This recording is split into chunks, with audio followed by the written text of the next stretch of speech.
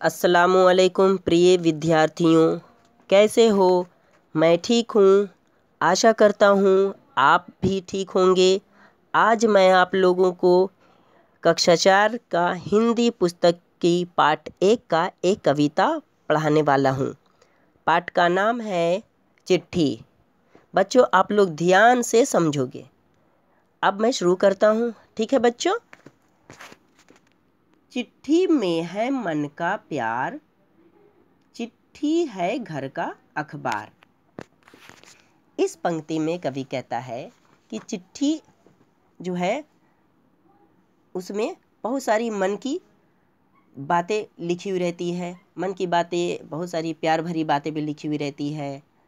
और जब कोई दोस्त या फिर संबंधी चिट्ठी लिखता है तो वो मुझ तक पहुंचता है। हम जब उसे पढ़ते हैं तो बहुत खुश भी होते हैं, ठीक है? तो वो चिट्ठी जो हमें लिखा है वो एक सूचना है, लिख करके वो जो हम तक पहुंचा है, जिसे हम लोग घर का अखबार भी कह सकते हैं। ठीक है बच्चों?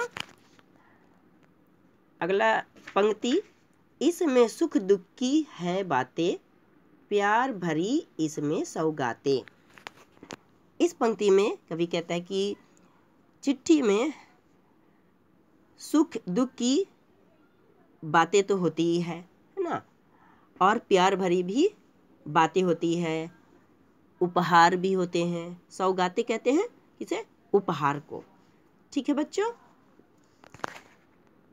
अगला पंक्ति देखेंगे, कितने दिन कितनी ही रातें, तय कर आई मीलों पार।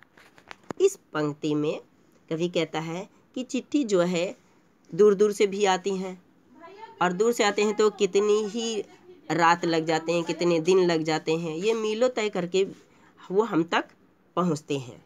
ठीक है बच्चों? अगला पंक्ति ध्यान से समझेंगे, यह आई मम्मी की चिट्ठी, लिखा उन्होंने प्यारी किट्टी। ये लीजिए, एक प्यारी सी बच्ची के लिए एक अम्मी ने चिट्ठी लिखा। क्या लिखा है कि बेटी, ध्यान से समझेंगे आप लोग सारे बच्चे, यह आई मम्मी की चिट्ठी, लिखा उन्होंने प्यारी किट्टी। इस पंक्ति में कवि कहता है कि मम्मी ने अपनी बच्ची यानी बेटी यानी किट्टी के लिए चिट्ठी लिखा है। क्या लिखा है इसके अंदर में देखते हैं, मेहनत से तुम पढ़ना बेटी, पढ़ लिख कर होगी होशियार। अरे वाह, बहुत अच्छा ही शब्द लिखे हुए हैं। माँ कहती है अपनी बेटी से कि बेटी तुम मेहनत से पढ़ना और पढ़ लिख करके होशियार बनना। कितनी अच्छी बातें लिखी हैं।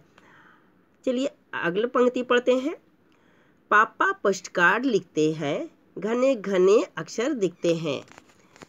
इस पंक्ति में देखिए, ये जो बेटी पढ़ रही है क्या पढ़ती है कि पापा जो पोस्ट कार्ड लिखते हैं उसमें लिखा हुआ जो अक्षर होता है वो बहुत घने दिखते हैं, पास पास दिखते हैं। ठीक है बच्चों?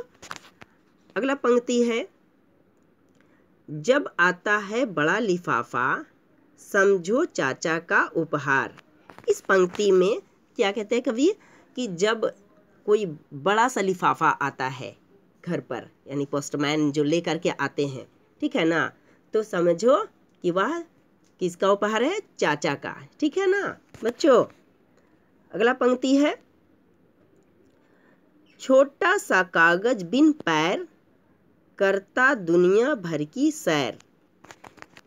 समझेंगे ध्यान से बच्चों, छोटा सा कागज यानी ये जो चिट्ठी के बारे में कहा जा रहा है, इसके पैर नहीं होते हैं, लेकिन फिर भी ये पूरी दुनिया घूमता है।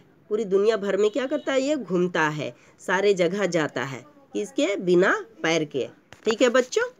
अगला पंक्ति आप लोग समझेंगे, नए नए संदेश सुनाकर जोड़ रहा है दिल के तार।